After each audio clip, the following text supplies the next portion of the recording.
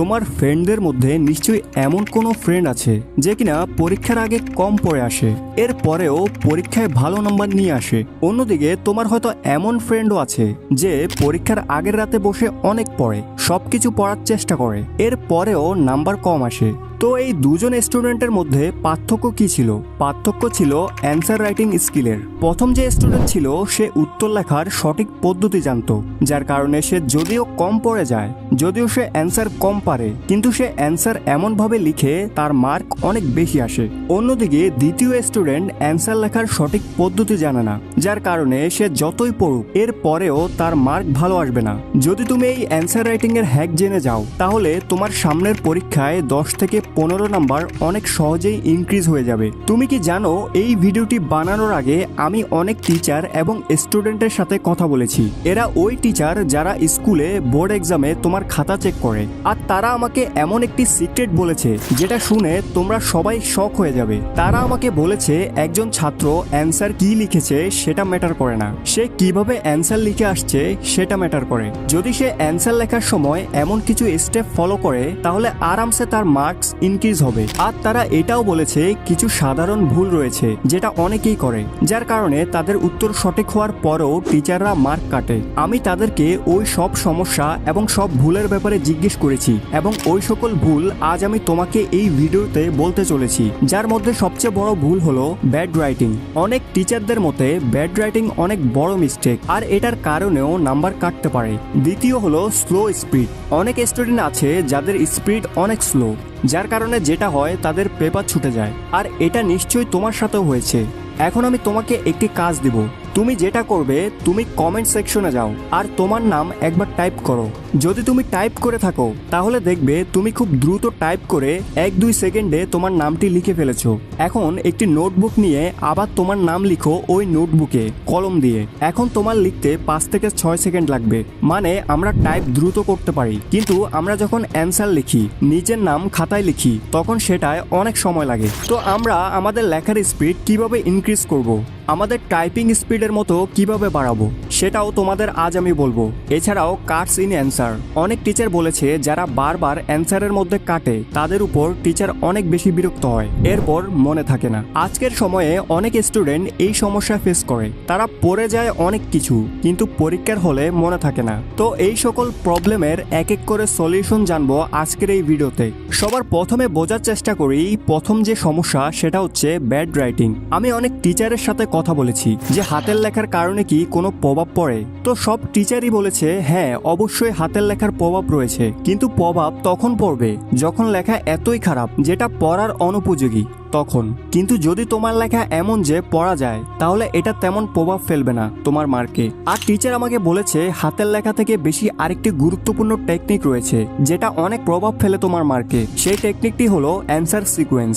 প্রত্যেক টিচার আমাকে বলেছে একজন স্টুডেন্ট অ্যান্সার কোন সিকোয়েন্সে লিখে এটা অনেক গুরুত্বপূর্ণ। যেমন তোমরা এখানে দুটি কপি দেখছো, এটা হলো কপি নাম্বার 1, যেখানে অ্যান্সার 1, অ্যান্সার 2 এভাবে নর্মাল ভাবে লেখা হয়েছে, আর দেখো মাঝে ফাঁকা রাখা হয়েছে।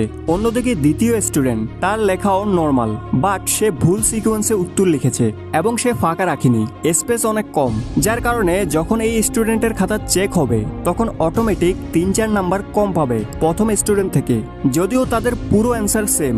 সকল টিচারদের মতে যদি তুমি একটি নর্মাল অর্ডারে তোমার অ্যান্সার লিখো তখন টিচারদের খাতা চেক করতে অনেক সুবিধা হয়, 1 2 3 4 5 6 এই অর্ডারে। যদি তুমি কোনো প্রশ্নের উত্তর না জানো তাহলে সেটা লাস্টে অ্যাটেম্প্ট করো, বাট মাঝখানে অ্যাটেম্প্ট করো না।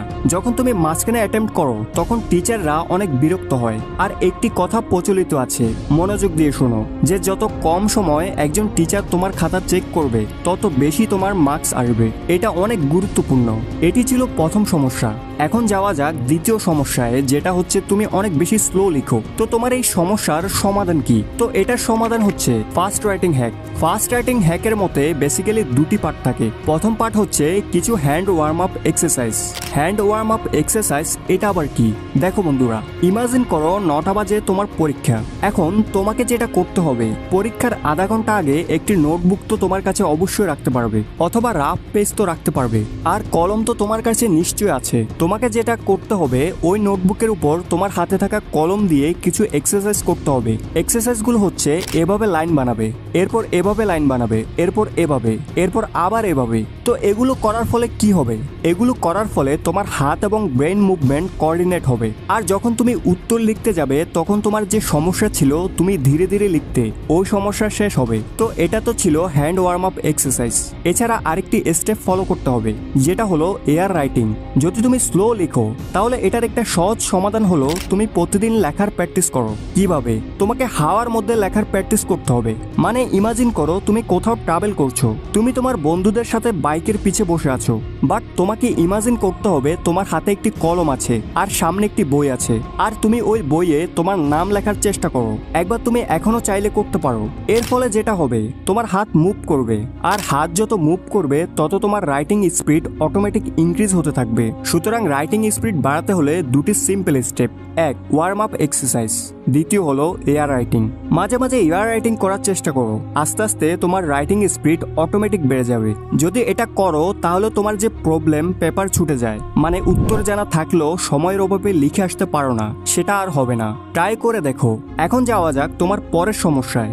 এর পরের সমস্যা হলো তুমি লেখার মাঝে মাঝে অনেক বেশি কাটাকাটি করো। তুমিও হয়তো খেয়াল করেছো তুমি বারবার অনেক বেশি কাটাকাটি করো উত্তরপত্রে। আর টিচাররা যখন এরকম কাট দেখে তখন তারা অনেক বিরক্ত হয়। তাদের মতে যখন তুমি একটি উত্তর লিখে কেটে দাও, তারা মনে করে তুমি অনেক খারাপ স্টুডেন্ট, আর তারা ওই জায়গায় তোমার নাম্বার কাটতে পারে।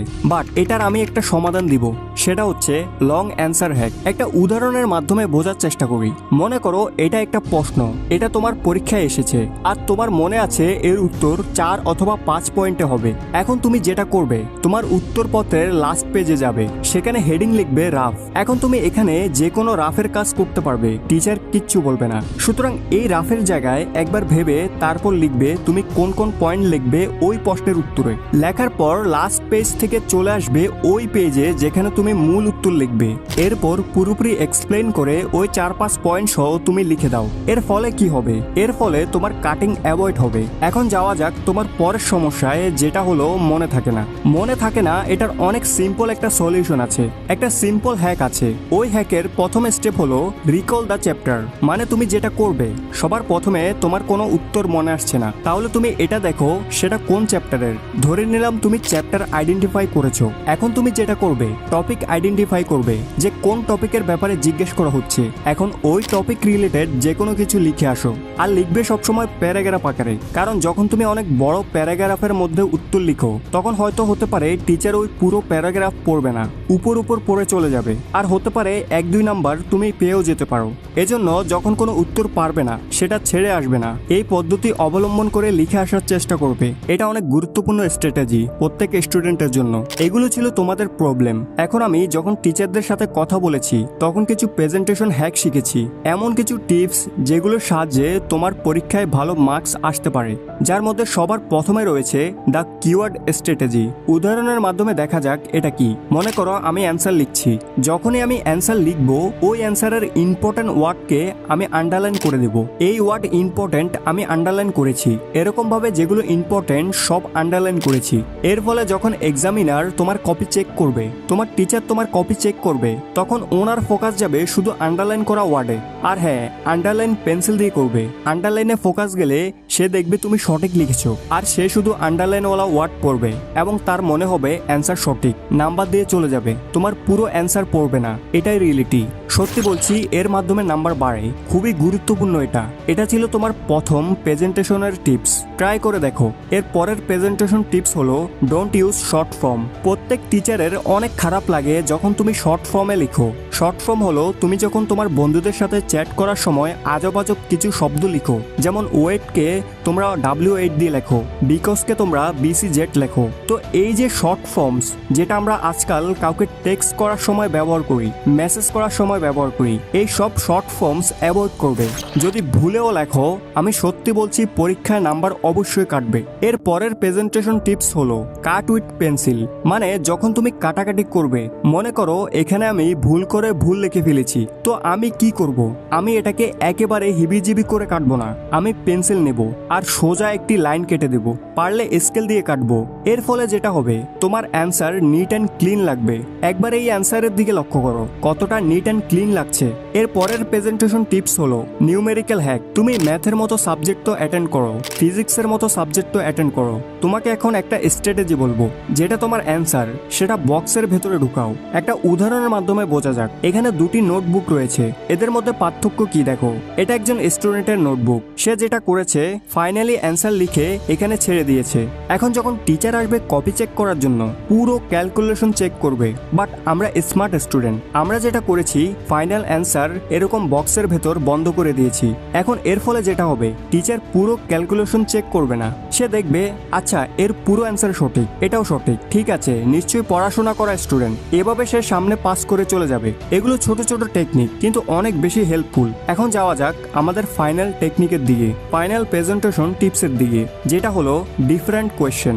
মানে যেসব কোয়েশ্চেনে দুটি জিনিসের পার্থক্য নির্ণয় করতে বলা হয়। তুমি দেখবে বারবার এরকম প্রশ্ন আসে, দুটি জিনিসের পার্থক্য বের করো। আমরা যেটা করি প্রথমে একটা হেডিং দিই, এরপর এটার ব্যাপারে লিখি, এরপর ওইটার ব্যাপারে লিখি, এরপর অন্যটা। এরকম কখনো করবে না। ডিফারেন্ট ওয়ালা কোশ্চেন অ্যাটেম্প করার সহজ পদ্ধতি হলো এটা, যেমনটা তুমি দেখতে পাচ্ছ। তোমাকে যেটা করতে হবে একটি বক্স বানাতে হবে, এক পাশে একটি বিষয় নিয়ে লিখবে, অন্য পাশে অন্য বিষয় নিয়ে, আর এগুলোর সকল ডেফিনেশন পার্থক্য পয়েন্ট আকারে এভাবে লিখবে। কখনো এরকম ডিফারেন্ট কোশ্চেন প্যারাগ্রাফ আকারে লিখবে না, সবসময় চেষ্টা করবে এভাবে লেখার। এই সকল স্ট্র্যাটেজি যেগুলো কিনা বোর্ড পরীক্ষায় তোমার স্কুলের টিচার সবাই এই নিয়মে তোমার পরীক্ষায় খাতা দেখে। যদি তুমি এগুলো ফলো করো মার্কস তো 100% বাড়তে চলেছে। যাও পরীক্ষায় অ্যাপ্লাই করো, তোমাদের জন্য দোয়া রইল।